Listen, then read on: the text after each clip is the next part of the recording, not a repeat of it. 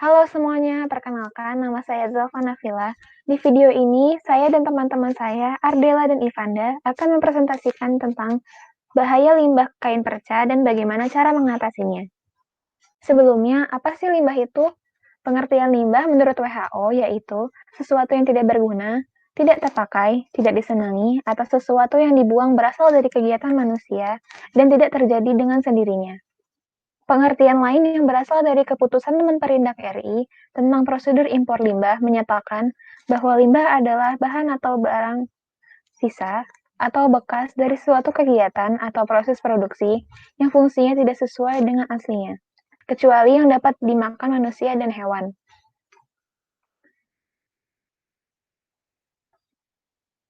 Menurut Menperindak RI, jenis limbah itu ada 4. 1 limbah cair, 2 limbah suara, 3 limbah gas, 4 limbah padat. Nah, salah satu jenis limbah padat yang cukup banyak dan berbahaya adalah limbah kain. Kain perca merupakan kain sisa konveksi yang bisa digunakan sebagai bahan-bahan kerajinan tangan. Produksi limbah kain ini dikarenakan meningkatnya fast fashion.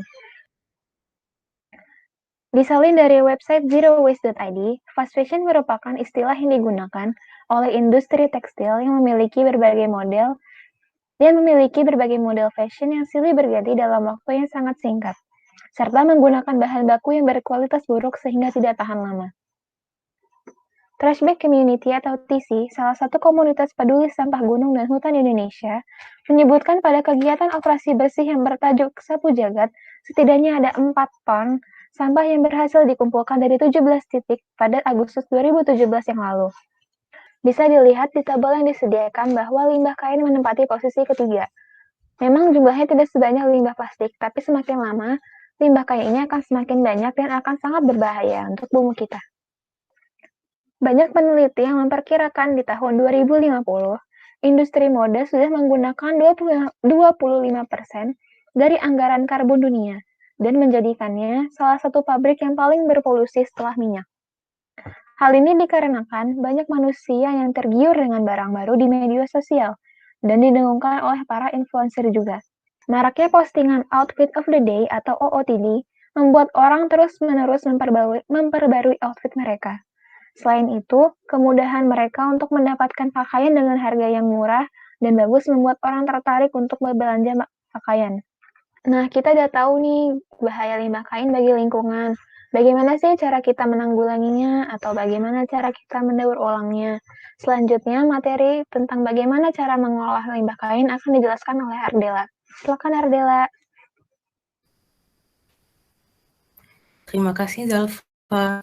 Untuk materi selanjutnya akan dilanjutkan oleh saya sendiri dengan tema bagaimana cara mengolah limbah.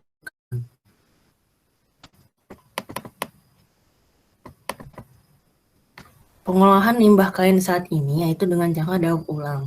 Ada beberapa industri yang mengambil limbah kain seperti perca, benang, kancing dan menjahitnya menjadi produk baru seperti boneka, bantal, keset, pakaian, dan sebagainya. Varian produk yang dibuat dari industri ini masih cenderung mengarah ke arah craft, karena limbah kain yang digunakan secara utama menjadi elemen dekoratif pada produk. Hal ini membuka peluang untuk lebih mengeksplorasi limbah kain tersebut agar menjadi produk yang tidak sekadar dekoratif namun juga memiliki fungsi yang lebih. Kain memiliki potensi untuk menjadi struktur yang kuat jika diolah dengan benar, misalnya menjadi penopang dan sebagainya. Sehingga memungkinkan banyaknya produk yang dapat dibuat seperti furniture, bangunan, public space, dan sebagainya. Faktor inilah yang membuat produk diperlukan dalam pengolahannya. Eksplorasi pada kain perca dapat dilakukan dengan pencampuran bahan lain dan tanpa pencampuran bahan lain. Pencampuran bahan lain dapat berupa bahan kimia seperti resin, dempul, semen, dan sebagainya, maupun dengan bahan organik seperti tepung sagu dan glukosin. Proses tanpa pencampuran bahan lain bisa dengan pemanasan ataupun dengan teknik. Kedua cara ini berpotensi mengubah kain menjadi struktur yang kemudian dapat dibuat menjadi berbagai macam produk. Limbah kain perca yang tidak terpakai lagi bisa digunakan untuk membuat produk seperti karpet, scrunchie, sarung bantal, selimut, dan lain sebagainya. Setelah produk dari limbah kain perca selesai dibuat, maka produk akan dijual. Produk ini harus memiliki nilai jual agar diminati oleh banyak orang. Dan banyak cara yang dilakukannya, yaitu pertama memilah limbah kain perca yang masih layak pakai. Ini ditujukan agar hasil akhirnya bagus dan tahan lama, serta awet di jangka panjang. Untuk yang kedua adalah mengolah limbah kain perca. Ini ditujukan agar limbah bisa digunakan dengan baik. Jadi limbah kain percanya bisa dijahit, bisa dilipat, dan bisa digunakan untuk membuat produk. Yang kedua, mengikuti tren yang ada. Dengan membuat produk yang sedang pasaran, peminat pun banyak yang tertarik untuk membeli. Contohnya, produk yang lagi pasaran ada sekarang scrunchie. Scrunchie itu seperti karet rambut tapi dengan bentuk yang lucu. Itu bisa dibuat dengan kain perca lalu bisa dijual. Dan peminatnya tuh pasti banyak karena sekarang tuh banyak orang yang mengincar scrunchie. Lalu yang terakhir adalah membuat produk yang unik. Limbah bisa dibuat produk yang unik, produk yang tidak pasaran dan belum pernah ada sebelumnya, untuk menambah nilai jual dan inovasi produk ke depannya.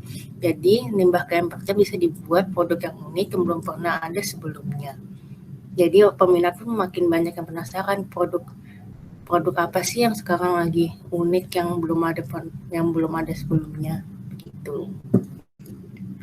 Sebelum mengakhiri materi ini, saya menjelaskan cara membuat scrunchie dari limbah kain perca. Bahan-bahannya adalah kain perca ukuran 40 cm x 10 cm, gunting, karet elastis berukuran 20 cm, alat jahit, pensil, dan penggaris. Cara membuatnya adalah lipat kain menjadi dua dengan arah memanjang dengan bagian dalam berada di luar. Setelah itu jahit sepanjang sisi kain, tapi tidak perlu sampai ujung kain sehingga bagian kain yang pudar ada di dalam. Jangan lupa rapikan kedua sisi kain sebelum menjahitnya. Lalu langkah selanjutnya, satukan kedua sisi kain yang lebar. Berikan jarum pentul untuk menjaga supaya bagian tersebut tidak terlepas. Lalu jahit kedua sisi yang sudah disatukan tadi. Sisakan sedikit ruang untuk memasukkan karet elastis. Masukkan karet elastis dalam scrunchie. Untuk mempermudah bisa digunakan peniti. Jangan lupa simpulkan dua ujung tali karet. Jahit lubang tadi hingga scrunchie tertutup dengan sempurna. Dan scrunchie pun jadi. Membuat scrunchie dengan kain perca ini bisa dibuat sendiri loh di rumah. Selain bisa mengisi kegiatan, ini juga bisa menambah skill agar bisa membuat produk sendiri. Sekian materi dari saya. Untuk materi selanjutnya akan disampaikan oleh Ivanda. Ya, terima kasih kepada Adela telah mengeluarkan materinya. Selanjutnya, saya lanjutkan bagaimana sih cara memasarkan produk hasil daur ulang. Yang pertama, apa itu strategi pemasaran?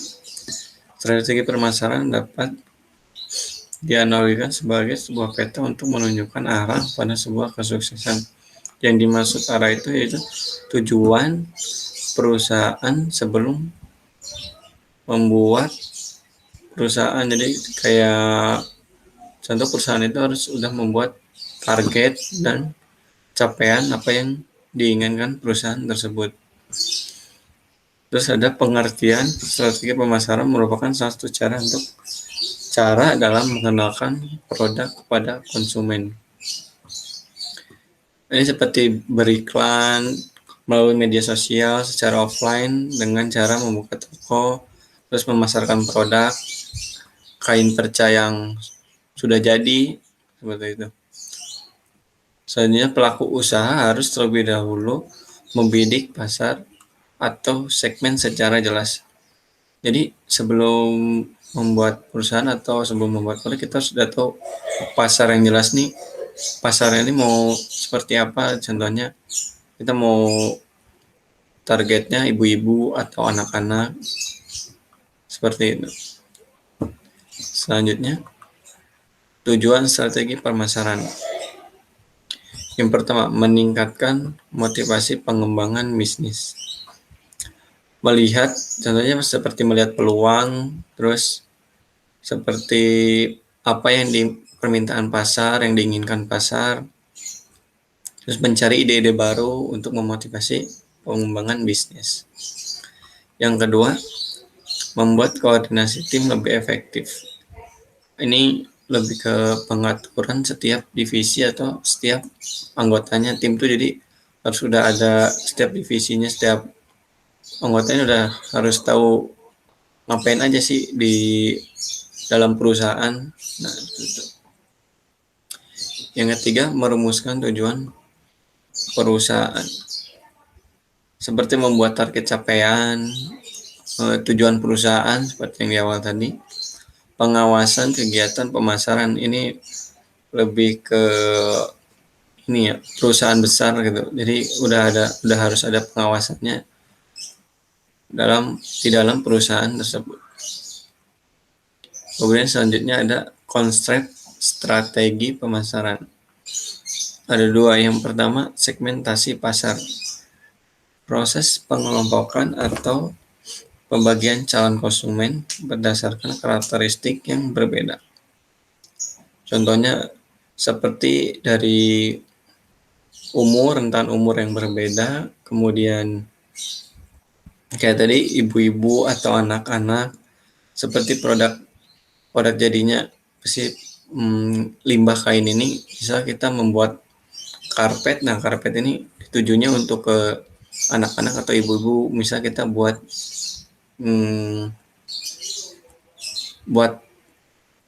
bantal untuk anak-anak, gambarnya seperti itu. Nah, ini masuknya ke segmentasi pasar. Yang kedua ada market positioning.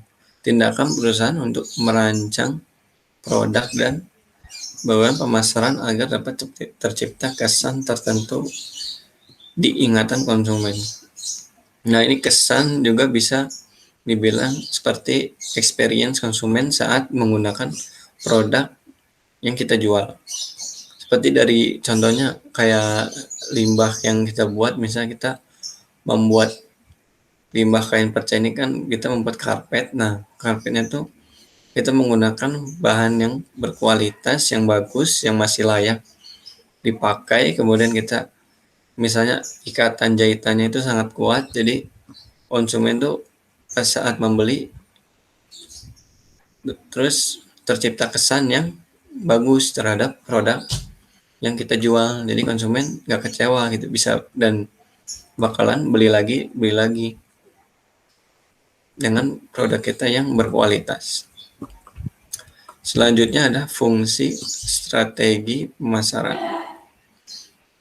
Yang pertama, meningkatkan strategi pemasaran. Pentingnya manajemen pemasaran. Dengan memiliki manajemen pemasaran yang tepat, maka perusahaan bisa membuat koordinasi dari tiap divisi untuk menunjang penjualan.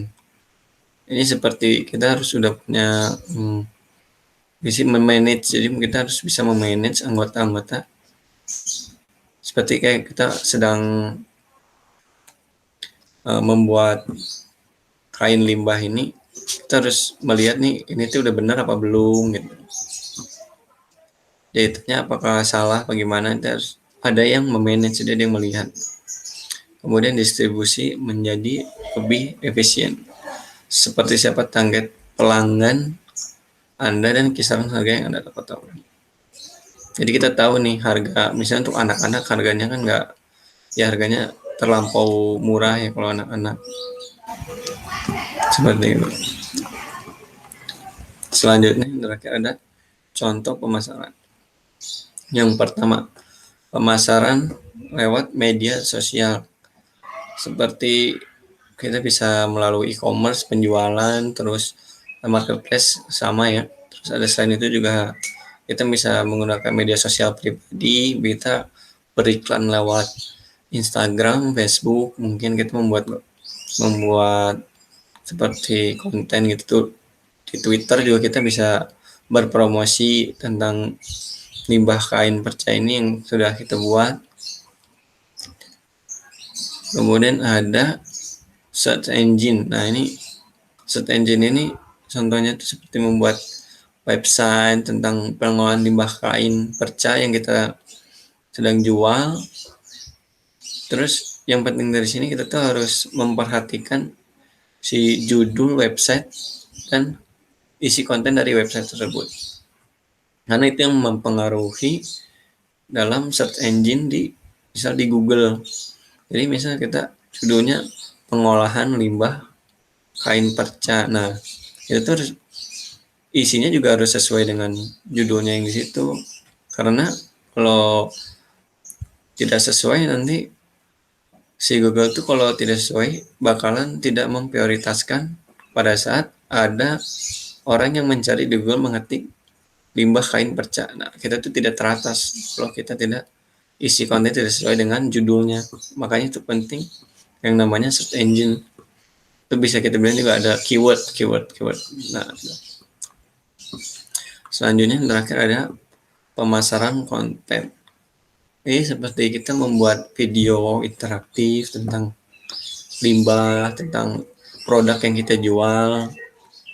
Tapi kalau sekarang biasanya tuh membuat video tuh di TikTok, di IGTV gitu, yang durasinya tidak perlu panjang-panjang, semenit aja. Biasanya kita udah memberikan produk kelebihan dari si produk yang kita jual. Jadi kita udah mengetahui nih kelebihannya apa aja, terus kita kemas dengan video yang singkat, padat, terus jelas juga, terus bagus.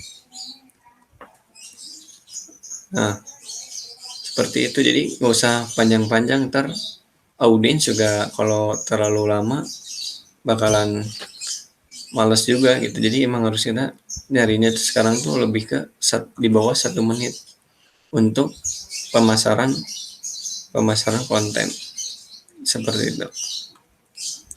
Mungkin sekian dari kami. Terima kasih. Wassalamualaikum warahmatullahi wabarakatuh.